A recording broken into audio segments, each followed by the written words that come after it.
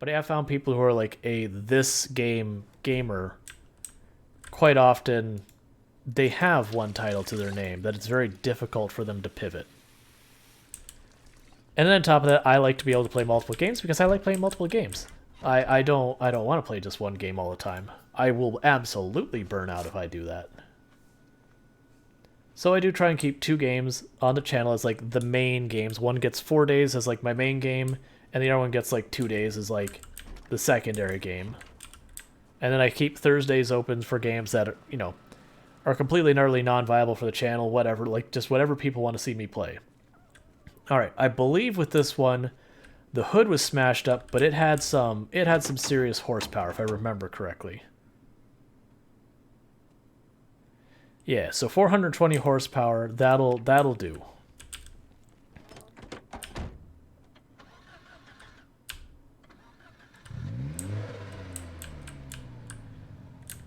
Nice, Whistlebeak.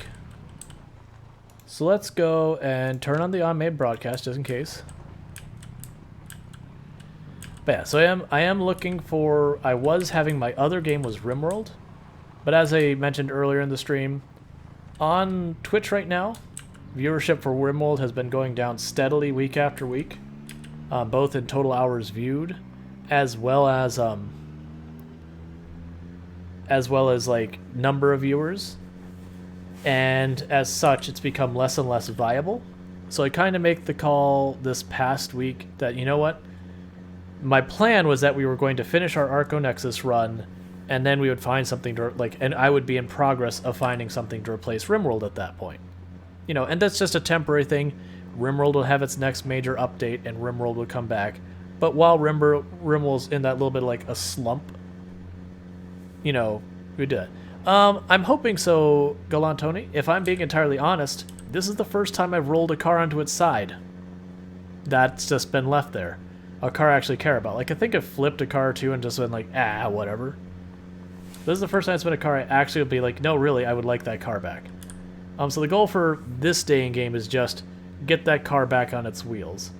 I'm going to use this car to try and facilitate that, and then I'm probably going to leave this car on the side of the road and mark it on the map as a backup, so if I ever do roll another car or I need a car near Rosewood, I have a backup to deal with that.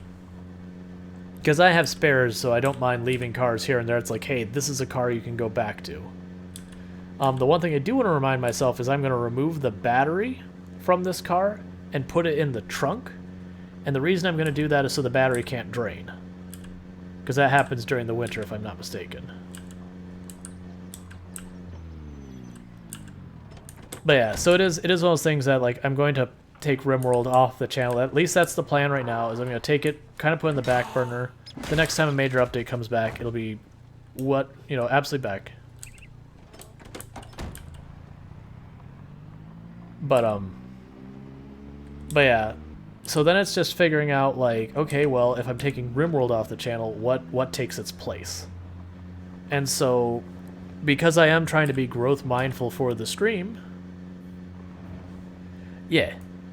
It's like a thing that happens in real life. If you leave cars during the winter, the batteries do get drained and they'll have problems starting them. It's just the nature of the way the electronics work. But if you detach the battery from the terminal, they do last much better. But so like, and I try and be very transparent about like how I'm approaching the stream, because I'm intending on growing the stream. It is the thing I'm trying to do. And so, as such, like, I don't need to play whatever the big game is. Like, I don't care about if the game has 100,000 viewers or 64,000 viewers or anything like that. Like, that's fine, whatever. Like, I'm not against playing those games, but that's not the important thing to me. The way I describe it is, it's like, it doesn't need to be the big game. It just needs to not be the tiny game. Do I have any forerunners for what the next game might be?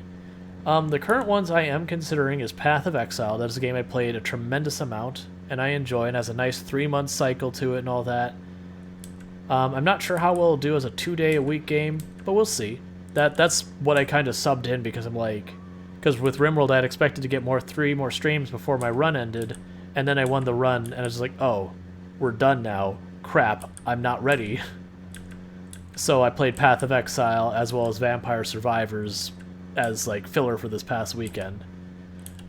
There's Lost Ark, which would absolutely be playing a popular game, but it's one I have no idea about because I haven't even purchased it yet. But you know, an MMO ARPG sounds cool. I have friends playing it. I have a lot of people I know playing it that's like, you know what, I'd be willing to give it a go. I don't know if I'd stick to it, but we'll see.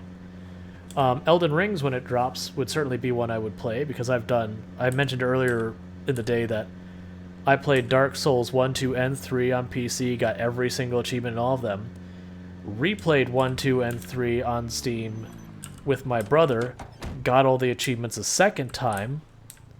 It gets complicated because you had like the re-release of 1, 2 I didn't really get the achievements again because I still had them, and then 3 I was on doing a family account thing because I did the item randomizer for an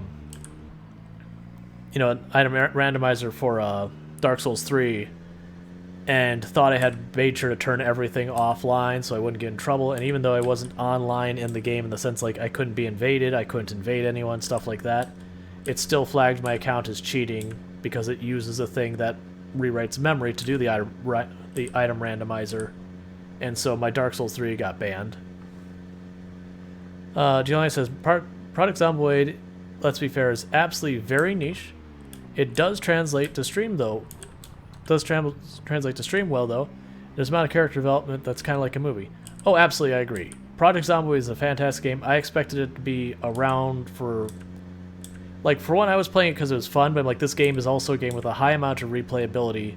I wouldn't be surprised for that. Yes, I have played Terraria. I have played all of the difficulty levels there. I have played Journey's End. I have done all the achievements that Terraria has to offer. I have played Calamity Mod up until... I don't know if it's their last major update or the one before that, but I have done Calamity where, you know, you kill the big bad final boss, all that kind of stuff. So I have, like, fully done Terraria, and I do love the game. Like, I think I still have it installed despite all of that content being done. I'll have to double check that. That might be incorrect information. But yeah. So I absolutely enjoy Terraria. But yeah, so I am looking to figure out what other games to play on the channel. So if there's something that you're like, hey, you know what? I would like to see someone like you play whatever. If it is kind of a niche game that's not going to have much viewership, that's fine. It'll probably be a game we play on other Game Thursdays, assuming it's something I can do practically. If it's a game that's going to take me 1,000 hours or something, that puts me in a weird spot, because other Game Thursdays don't have enough time to play those kind of games, and I wouldn't make a game that doesn't really have viewership a main game on my channel, because, you know, that can be very harmful for channel growth. And again, growth isn't everything, otherwise I'd play whatever the big game is so far as, like, number of viewers by comparison to number of streamers type thing, and that's not my motivation. It's just making sure whatever I'm streaming is not particularly bad on growth or on viewership. So, like, I played Timberborn, for example, on Other Game Thursdays, which is absolutely a wonderful, charming, and fantastic game that has all of, like, 30 viewers in all of Twitch.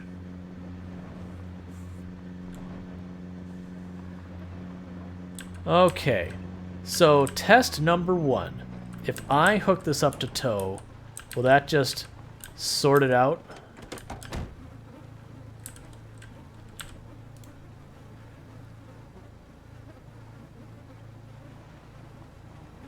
Excellent. I thought that's what would happen.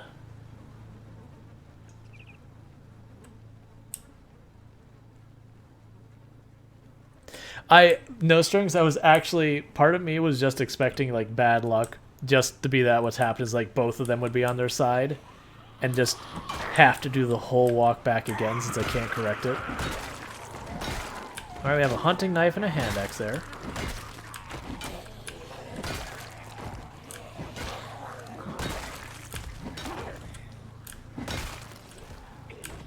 Do burned bodies cause car physics? I have no idea because I never do burns. I would guess no, but I can't say that with like any confidence at all.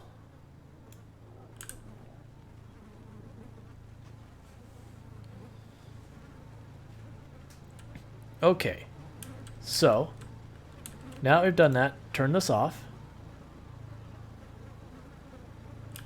Or detach that.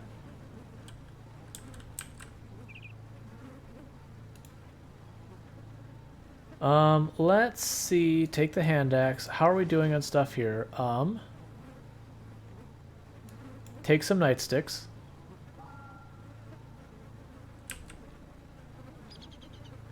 Oh, we still have the saw and nails on. Let's get put those in the trunk. Okay, we did put those there. That'll be fine. Yeah, no, I gotcha. So my plan from here, what I'm going to do is I'm going to drive the station wagon forward and just leave that in the road. And my intent, one moment.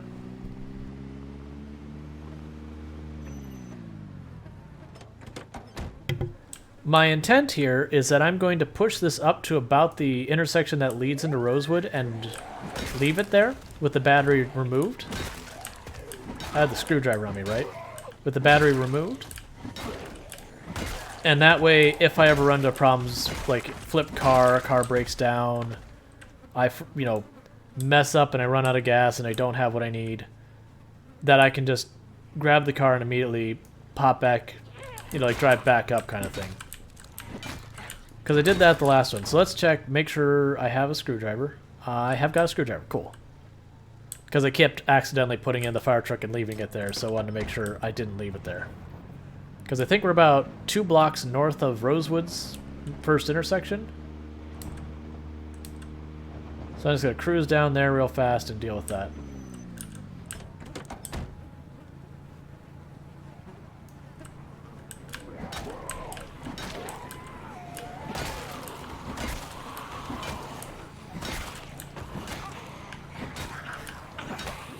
Alright, I need to eat food. So yeah, if that zombie in the olive here had been just a little bit closer to the path, I would have run 2-3 steps just to get out of the intercept.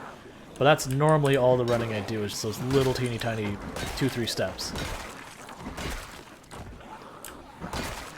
We did not get hurt by the fire truck flipping. It got flipped because we ran along where there's a bunch of bodies, and we were going about 25, and that's all it takes to roll over. So we hit the bodies going 25, they're only on one side. It ramped up that side of the car, and it was just enough that the center of gravity was not where it needed to be, and we were sitting on the side. I don't think it damaged the truck at all, though. Like, we can check, but I don't think it damaged the truck. And it didn't hurt us. It just got the truck stuck.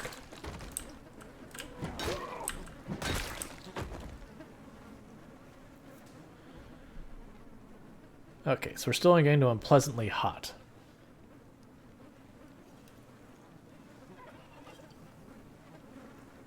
Yeah, so zombie bodies don't directly damage your cars, but they can roll you over and that kind of stuff if you hit them too fast. And then like losing control of your vehicle can get you in situations that you get hurt or damage your cars. So it's fine to roll over zombie bodies. You want to be careful about doing it too fast. And you also want to be careful about having way too many zombies piled up in one spot and doing that. Like, really, I shouldn't be leaving this many bodies, but you see how many bodies there are here. And, like, we've done worse than this, easily.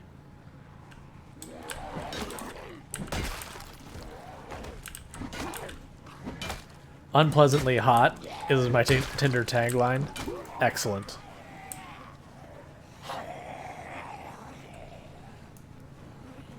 Like, I'm not on Tinder for obvious reasons or anything. But that's the kind of nonsense that, you know, if someone is like unpleasantly hot, I'd be alright. Like I'll bite. What does this mean? Like explain. I'll give you your 3 sentences or whatever kind of thing.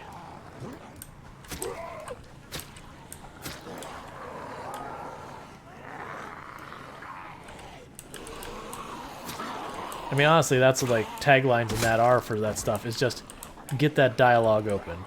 Once the dialogue's open, then, you know, then you have your conversation, you get to know each other, you know, see if you're what each other are looking for in regards to whatever it is your motivations are for that platform.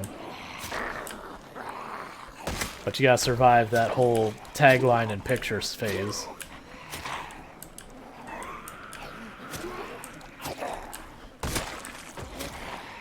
That said, never used Tinder. I've been married for, this October would be 10 years. So, in my day, when you wanted to meet people, you used stuff like Plenty of Fish or eHarmony. None of this newfangled smartphone dating apps.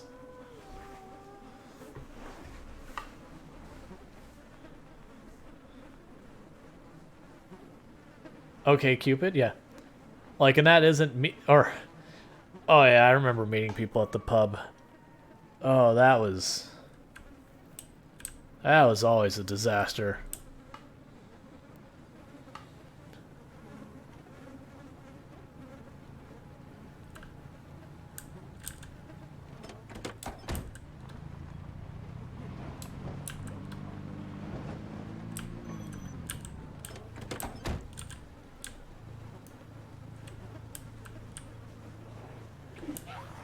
Nah, but like legitimately, I mean, I met my wife through eHarmony. So like I am not bad-mouthing the internet era of dating, because where I was from, the dating scene was pretty dead. Like the number of people in your age group, as it were, was not many. The number of people in your age group that were not already in relationships was even lower. And about the only place to meet them was at the bar. And not really the best place to meet people a lot of times. Not the worst.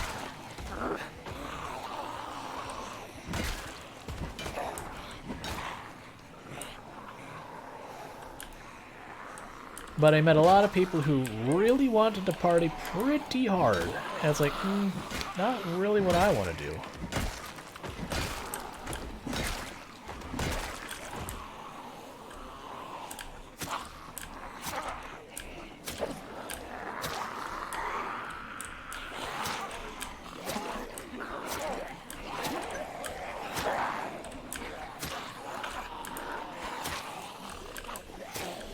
Yeah, I want to say back in the day...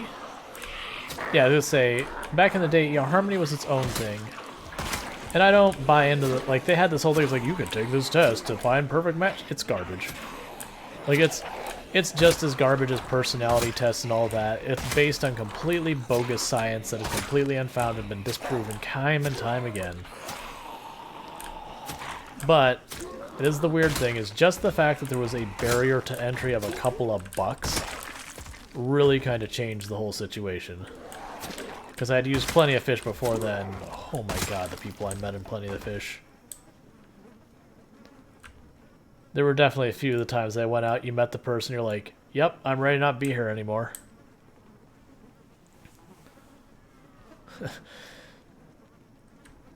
Or it's like, yep, this picture is clearly that you used is like 10 years old and I don't know what you did to yourself. Or they just be completely abrasive people. Dating sucks.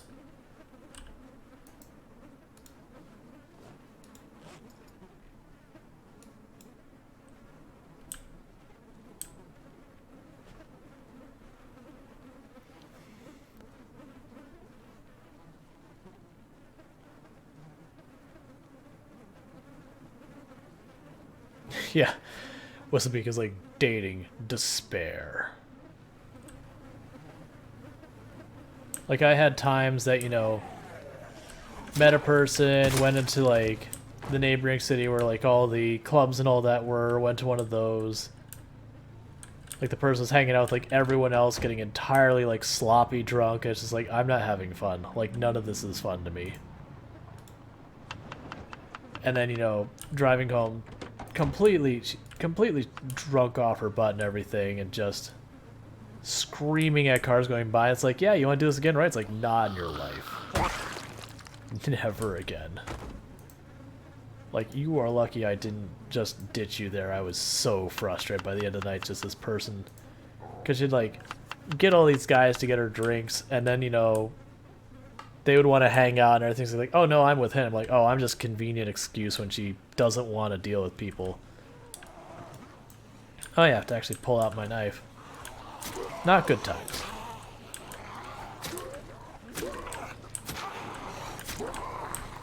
The classic nice guy problem.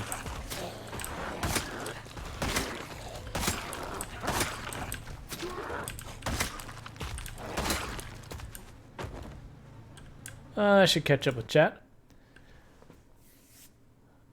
Watch a horror movie. Yeah, feeling lonely? Don't date. Watch a horror movie instead. Don't feel lonely anymore. Yup. I'd rather hang out with like-minded people or let something grow from there. That's also most pure fantasy this day and age. Yeah, it's difficult, Whistlebeak. Like, you can find circles of people who have similar interests and then, you know, get to know each other online and then meet up. And I found that can work. Like, there's a whole don't date people at work thing.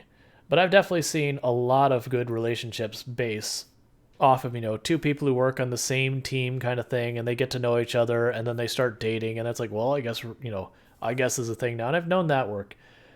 Though the superior subordinate thing,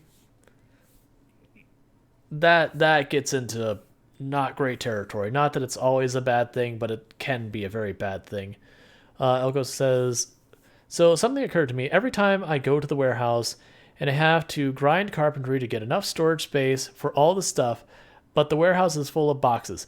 That's one of the reasons why the Riverside Warehouse Elgoso is one of the most popular base locations.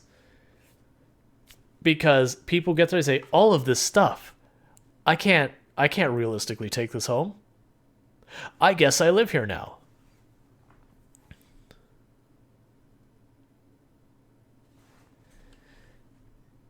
Yeah, no, and it's fine. Like, absolutely, you just have to be real careful.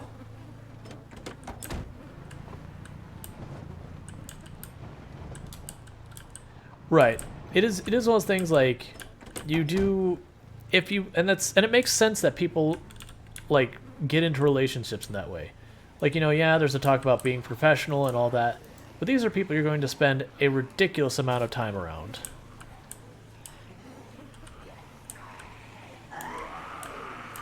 But yeah. I mean, that's the big thing, is like, if one is in a position to promote, give people raises, that kind of thing, you do need to be very careful. It's like, okay, this person is, like, removing themselves as a factor. Because I've seen it, and like I said, I've seen it work out well, where it's very much a thing where one of them goes to leave that team to go the other one, if they're planning on, like, pursuing that relationship or anything. Because the moment you have where someone answers to someone else and they're in a romantic relationship, it creates such a risk of bias. And then on top of that, even if there isn't bias, it creates the perception of bias. And a lot of times, the perception of bias can be just as bad as bias itself. Because let's say that person 100% does earn their raise. That, like, they were the one leading the team, had the most sales, all that kind of stuff. Like, they've got all the merit backing them up. Just because they're in a romantic relationship with the person who's making those shots, it will still appear to be biased. So it is one of those things. But it makes sense that it happens, because, like, you think about where you spend your time. You spend your time at work is probably the only place you spend more time than you do at home. So as far as meeting people, those are your two like, you don't meet people at home other than going online. Like, you don't walk into your living room and meet a new person, hopefully. At least not on a regular basis.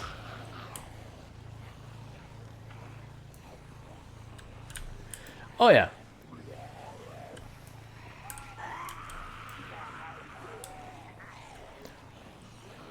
But yeah, so that happens. And then, you know, for people who go to school, like, college is a place you tend to meet people because, again, you're spending a lot of time around the same place. You're going to see a lot of the same people. It makes sense that you might bump into someone and be like, hey, you know, this person's, like, pretty cool. Maybe maybe I want to hang around with them more outside of class kind of thing. Otherwise, these days, it's almost dating websites and that. Because also, like, when people are out doing stuff, it's very tricky. Because, like, the work one, it's tricky because, again, you don't want to just randomly walk up to someone and be like, hey, you and me, you want to go out on a date? Because that can make a very uncomfortable work situation, bordering hostile work environment. At the same time, it's like, how do you cross that bridge? Because you also don't want to make things unprofessional or make anything uncomfortable or whatever. So that's all tricky. And I'm glad I never had to deal with that, because... like, I think I only ever crushed on, like, one person I ever worked with my whole life. And, you know, and I was shy, so it never happened. Like, nothing ever happened with it. But still. But after school, it was like online dating was the only place I found that you could actually really meet people. Because, like, I would frequent the bars, paying for college, one of the things I would do, and this isn't even one of the ones I consider a job, is I would take my sketch pad to the bars, and I would draw portraits. You know, people toss me a couple bucks, 15, 20 bucks, whatever, you know, have their portrait done. So it was a little side hustle. I did have, like, once or twice where you'd have, like, someone from the Space Center would be there, you know, visiting someone, get entirely too drunk, and be like, hey, look, I'm serious, I want my portrait done, here's $100. Oh, that's going really well, here's $100. And it's like, are you sure, man? I just want to be sure that you understand you are handing me a bunch of money for this. Like, I don't want you to wake up tomorrow and be like, what the hell did I do? And it's like, no, support local artists. It's like, alright, just making sure. This is something you're making as a sound decision. Like, I'll ask your buddy. Make sure you're both on board. Yeah, no, and I've worked place, and it wasn't like a romantic thing, but where there was this would be like a nationalist kind of thing where two individuals were from the same place, and you could tell that that was just where all the decisions were being made. And I also had a group of individuals that this, you know, the company had a large presence in Salt Lake City. There was a certain religion that's highly present in Salt Lake City, and that's why certain people were getting promotions, as they were part of the religion, not really, you know, not other merits and motivations.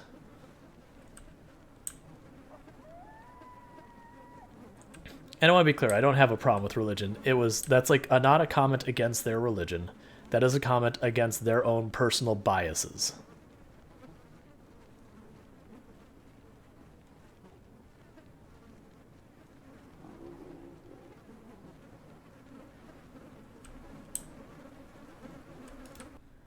Let's see. Gotta catch up with chat. Now I sit outside and freeze to death and draw. Eek. Yeah. And, like, I would at this point say, like, I come from a very strong religious background, but these days I would be like, I'm, like, a non-religious person. Like, I'm not against religion or anything. I actually feel for a lot of people it can be a very useful and helpful thing. And, you know, believe what you believe. I can neither prove nor, like, prove for or against anything. That's the whole point. Neither of us can prove. But yeah. Hydrate, yes. You know, I'll respect your views. Please respect mine, kind of thing. Like, I've gone places where it's like, you know, I was living with my wife before we were married and just had someone like cheery as can be like, you're going to hell, you know that, right? And just like, what? Like, what's your problem, lady? Like, who asked you?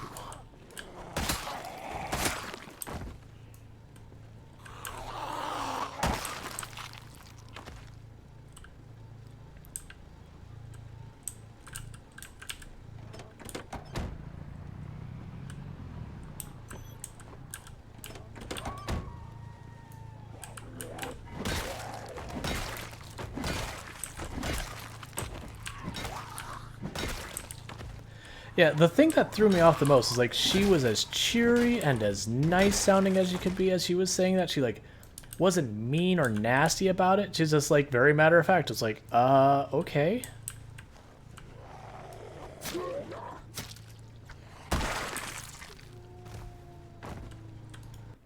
There's one thing that I think is a shame is everywhere the religious communities disappear, people grow up without being able to expose to different drag ship society. Yeah.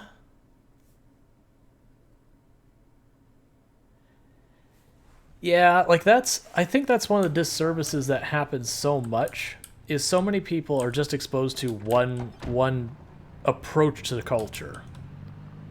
Like that they'll be like, this is the way we live here, and just they are never exposed to anything else, whether it's, you know, if they're not religious, you know, not being exposed to religions, or if they are religious, being exposed to just the one religion that their parents believe in, and all that kind of stuff.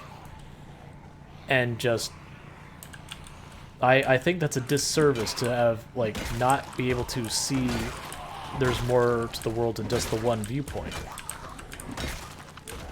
And, like, again, whether you're religious or not religious, I still think there's a lot of value in being exposed to a lot of different ways of life, if for nothing else than having empathy for what others go through. Because there is stuff like religious prejudice. That is a thing.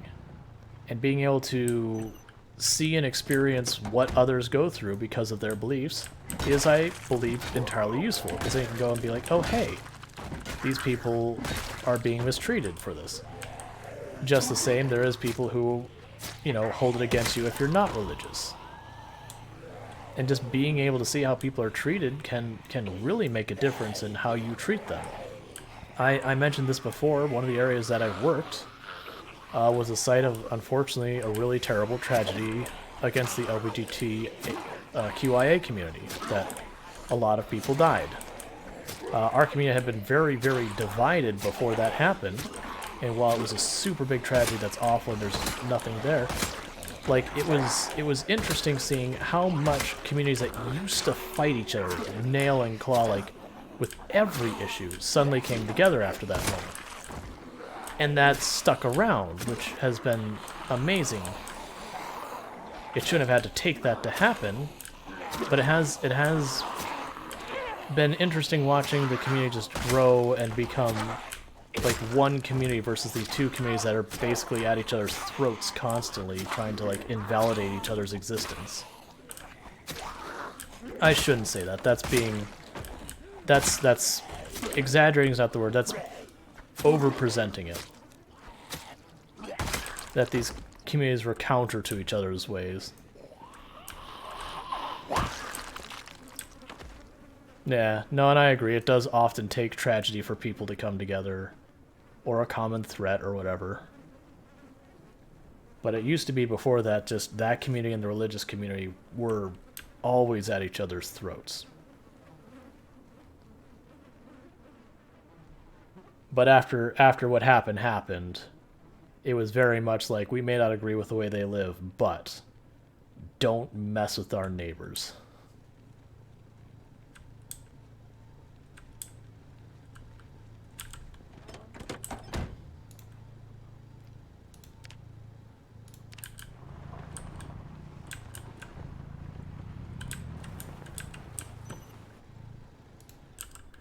Okay, so I'm going to leave this vehicle here as our backup.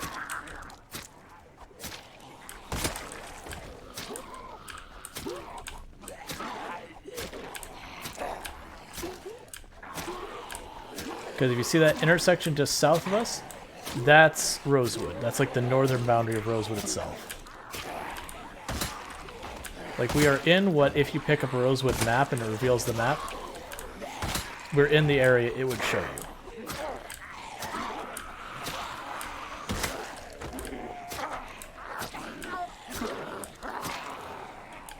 Anyways, I guess we should probably change the topic, because it is a real bummer topic. Just be kind, respectful, be empathetic, consider each other, all that kind of stuff.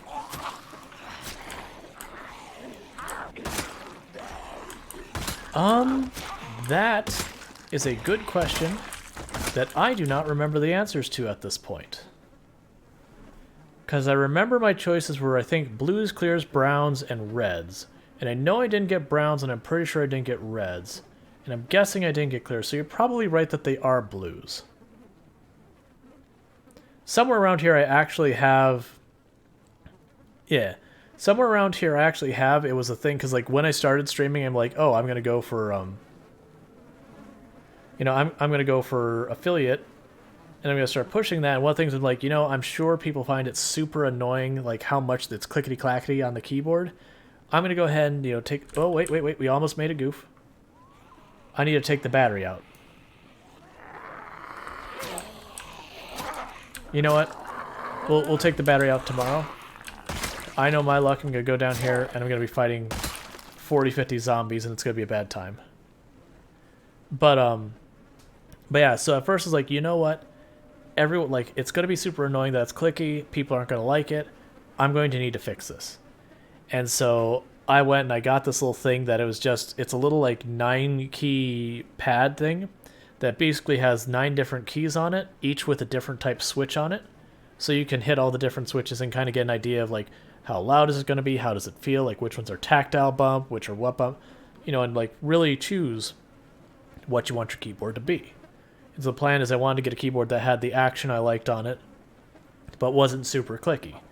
And I had mentioned it on Discord that I was like, hey, you know, like, this is what I'm looking at doing. I'm looking at replacing my keyboard and just wondering what, like, you know, just, I mentioned in passing that I was going to get a non-clicky keyboard. And people were like, don't do that. I like the clicky. Don't take away my clicky.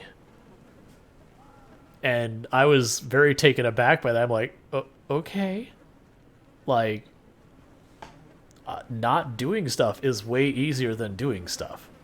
Let's be real. I can not buy a different keyboard and keep using the keyboard I've been using for like the last over 10 years at this point. Like that's no skin off my back.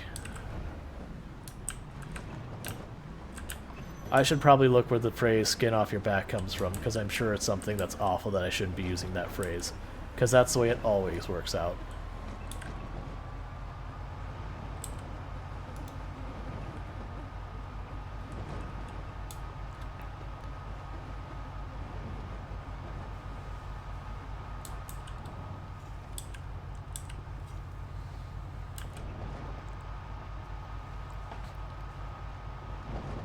That's exactly what I was thinking, No Strings. I'm like, you know, just mentally taking 2 seconds and going, inventory? Yep. That is probably not a good thing there. That is probably something I do not want to keep in the old lexicon if I can. There are plenty of other phrases I can turn to that get the same point across that probably don't have a history I don't want to, you know... Like, we should be aware of that history, absolutely. But maybe don't borrow from it.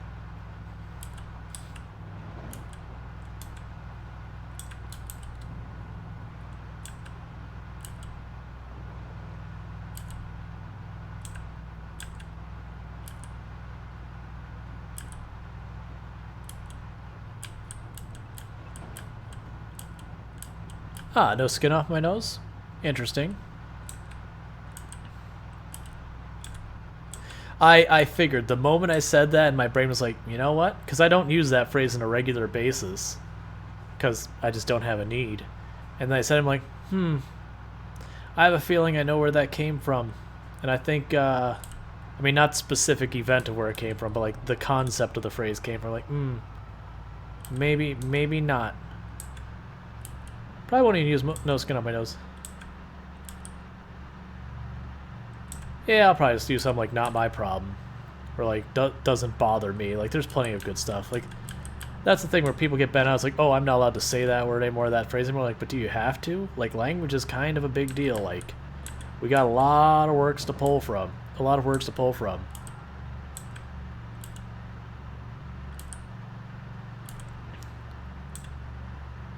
Yep, that is... Yeah, that is exactly where I thought it came from, Galatoni.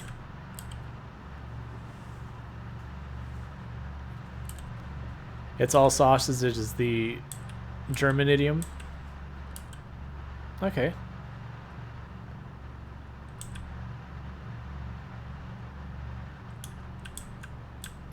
Now, to clarify, because I want to make sure I get the context behind it's all sausage.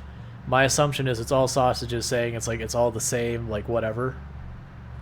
Like, you know, it's sausage. It doesn't matter. Like, is that the context or premise behind the German version, the German idiom for it? Gotcha. Yep. Cool. That's what I figured, but I wanted to confirm that there wasn't more I was missing from it. I think I'd rather use the it's all sausage. I'll have to try and remember that.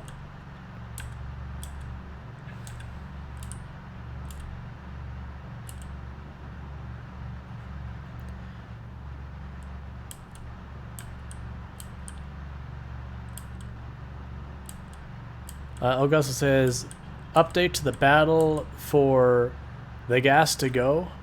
I am moderately exerted. Oh no. You're moderately close to dead. Give me one moment to catch up on what's happening here. Let's see. We have some local expressions here, although some do use outdated metaphor. There's also a lot of fake outrage. Yeah, I do get that, Whistlebeak. Like, so there's a difference between stuff that is said specifically for harmful reasons. Fair enough. That needs to be dealt with. There are stuff that uses terms, phrases, and whatever that are said for harmful reasons that, when you're using in this context, are not said for harmful reasons, are still harmful.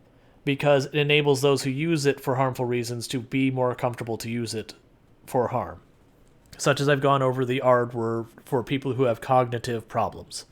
Referring to someone who's just doing something nonsensical, whatever, using that word is harmful, even if you're not using it for a derogatory form, because you are enabling those who do use it for a derogatory form to use that word more readily. So even though you can use it in a non-harmful way, it is still indirectly harmful.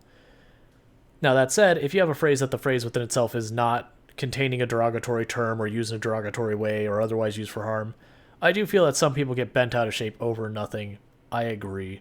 But there's times that the line between what is and isn't harmful isn't always clear in the moment. And Mort says, I wake up at my base in Rosewood Fire Station. I tabbed out of the game to check the 4.1.66 patch notes. Like 20-30 minutes later, I hear the helicopter sound. My game is in pause the whole time, and it's 5:10 p.m. in-game, and my character is hungry, sad, bored, no panic, kill a few Zeds, made a rest and tidy the ball and left the police station courtyard, jump a fence, went to sleep, a new day in Zomboid. Yep. And Svarslev, I probably mispronounced that. That's kind of, the SV sounds kind of tricky for me. It'll take me a little bit to get that. I will work on it. And if I'm mispronouncing it, just correct me. The funny thing is, say the country, there's a zillion types of sausage. Yep. Probably 40 zombies left. Context matter more than the words. Otherwise, dictionaries are the most vile books ever written. Yeah, I don't disagree that context is the key. Like, context matters 100%. There's just certain times that, while the context might be non-harmful within itself, because of like the symbolism or the verbiage or whatever being used for harmful purposes as a normality, you want to avoid normalizing the use of those words for when it's used in a negative or harmful context, because it does enable it. So like, so you like, your immediate version of or use of the word can be completely fine. But if it makes it easier for people who are doing harmful things then you are helping them do harmful things indirectly, even though you don't mean to. Your context doesn't matter for that. And that's where things get tricky. And that's especially problematic when you start talking about like ableism specifically. More than like any of the other forms of discrimination, that specific narrow focus tends to hit ableism more than anything else. It can be used for any of the discriminations, and there's plenty of harm done with all sorts of the other discriminations, but it's ableism where you see the most of that kind of stuff. And if you're the kind of person who isn't harmed by those words, it can be hard to tell what isn't harmful, so people will tell you it's the best just listen. Yep, if someone says, don't say that, it hurts me, it upsets me. It doesn't matter what your opinion is on that word or phrase or whatever. The fact is, you do need to take them at face value that that word does hurt. And yeah, they might be a little too sensitive about it. That could be a thing. But you don't necessarily know the context they're coming from. And sometimes, depending on their situations, as we almost rolled ourselves again, I need to just slow my roll. Like, you can't fully empathize with individuals if you aren't walking in their shoes kind of thing. Let's see, you can be preen and fluff up a statement all you want. If the underlying message is upsetting, no amount of polish can stave that off. I agree. No String says, I think people policing everyone's speech is harmful, so I actively use whatever words they tell me not to fight them. Oh, you're saying basically if a person's like, hey, don't use that word, please don't call me that, please don't say that word, like, that word bothers me. Are you saying that you'll just go, hey, no problem, I just won't say that around you? Is that what you're saying? Because, like, that's what you should do. If someone says, hey, that word bothers me, like, even if it doesn't, like, get to racism or sexism or ableism, like, it's just saying, like, yeah, the person who goes, the word moist just makes me uncomfortable. I would fully disagree with that, No String. That is an extremely harmful thing to do. Like, that is a very awful way of dealing with it. Because, like, you look at how many words are out there, and they'll be like, oh, I want to use this one word. It's like, but that word is actively harmful to people. You're like, okay, well, why are you so attached to that word? Yeah, bear with me, because I'm using this in context as an example. As a middle-class white person, I have absolutely no grounding for the problems faced by an ethnic community other than my own. So while I can't fully understand the problems faced, I can have some respect for the issues they face and try not to be part of the problem. Exactly. And the only reason I was admitting that is I didn't know what the whole thing you were going to say, so I didn't want to mention groups. But exactly, it's like, it's kind of like, it doesn't matter if you think their concerns are valid or whatever, because it's irrelevant. You're not the person who's the victim. You're not the person who's experiencing it. You can't know. You're neither in a position to judge, nor you're in a position to understand.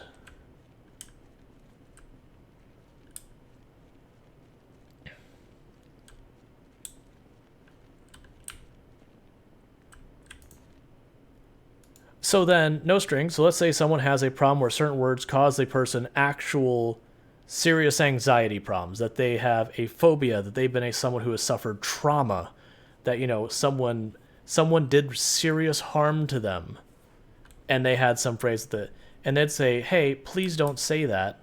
It makes me uncomfortable. And you don't know the trauma's there, but now you're going and saying this word, which is putting them into a dangerous, anxious spot. That is an extraordinarily selfish and harmful thing to do. Like, you should not do that. Just because you don't have a problem with a word doesn't mean you should force other people to deal with it. That is an incredibly not okay way of approaching things. Like, it's okay to say, I think it's stupid that that word bothers you. Like, to yourself, I think it's stupid that that word bothers you. Just don't do it to them. Like, it's not your place to say this is, like, this harm they're experiencing, like, is valid or not valid. You don't get that choice. That's not your choice to make. You don't know if it's valid or not. It is, if it's valid to them, that's good enough.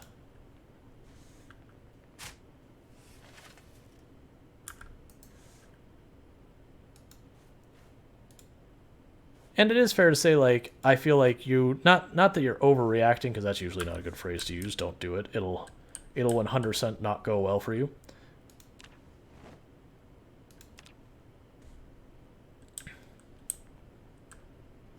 But yeah. It's kind of like, and I brought this up before,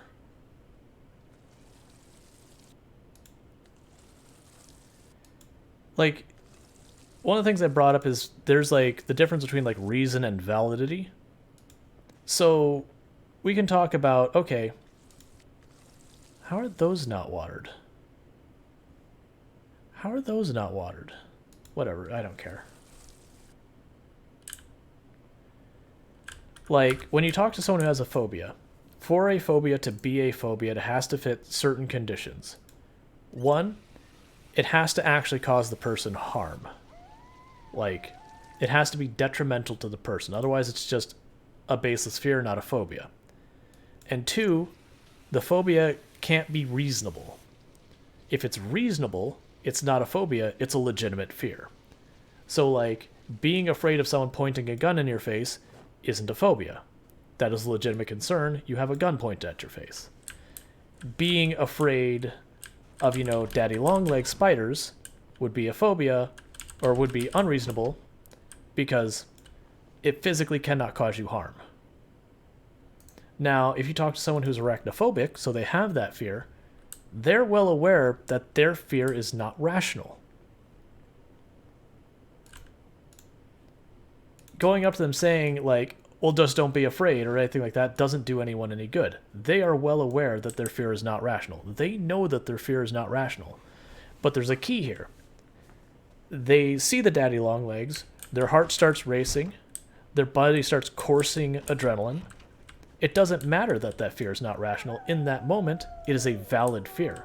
They are exhibiting fear symptoms. They are responding to it as if it is an actual threat, even though they consciously are well aware that that thing is not an actual threat to them. That's what their brain's doing. That's what they're experiencing. It is valid, even if it isn't reasonable. You can look at words and go, that word shouldn't bother me, but that word does cause me pain or anxiety. No, the cure to phobia is not exposure. That is bad science. That has been demonstrated many times. It can be one way of treating it, but it usually doesn't work. You don't go to a person and say,